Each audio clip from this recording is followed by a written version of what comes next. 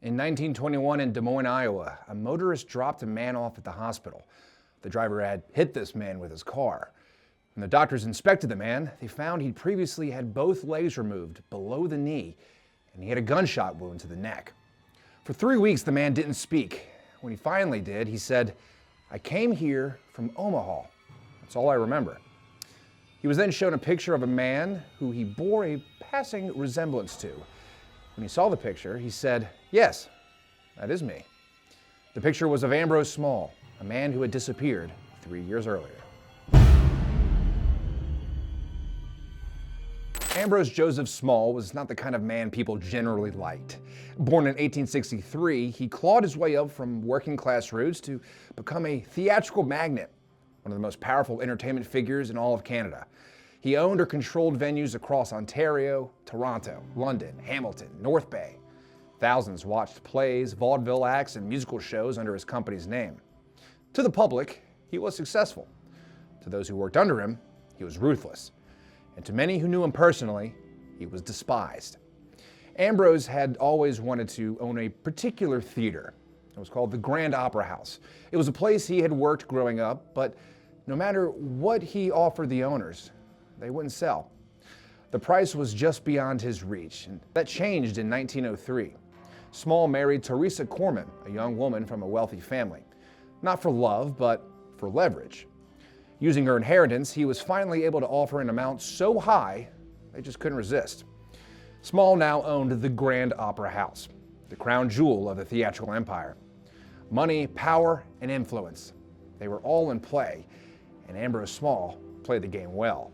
But as live theater gave way to movies, Small could sense a change in the air, and he knew he should get out of the theatrical game while he could still get a return on his investment. After all, Small now had extra hobbies to occupy his time. Gambling and women were at the top of the list. Small decided he was going to liquidate his empire. December 2nd, 1919. It should have been a day of triumph.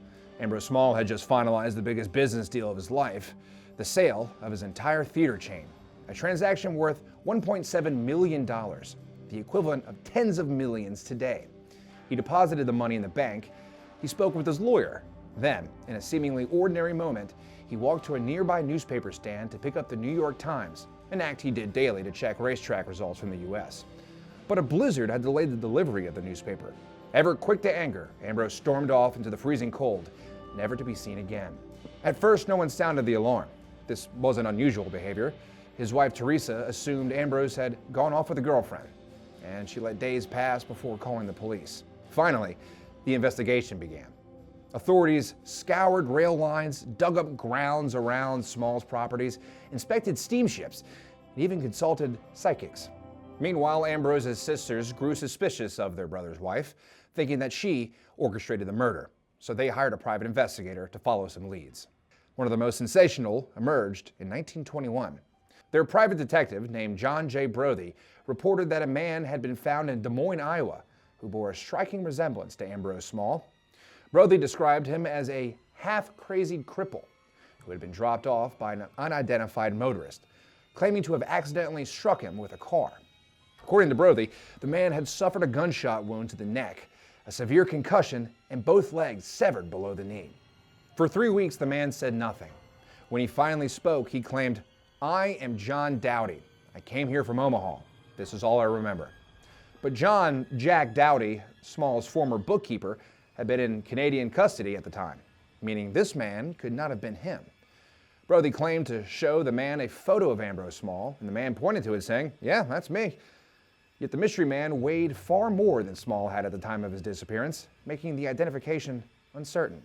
Reports indicate that he was taken into Brothy's custody, though the Des Moines police later said that they had not been contacted. Like so many leads in this case, it ultimately went nowhere.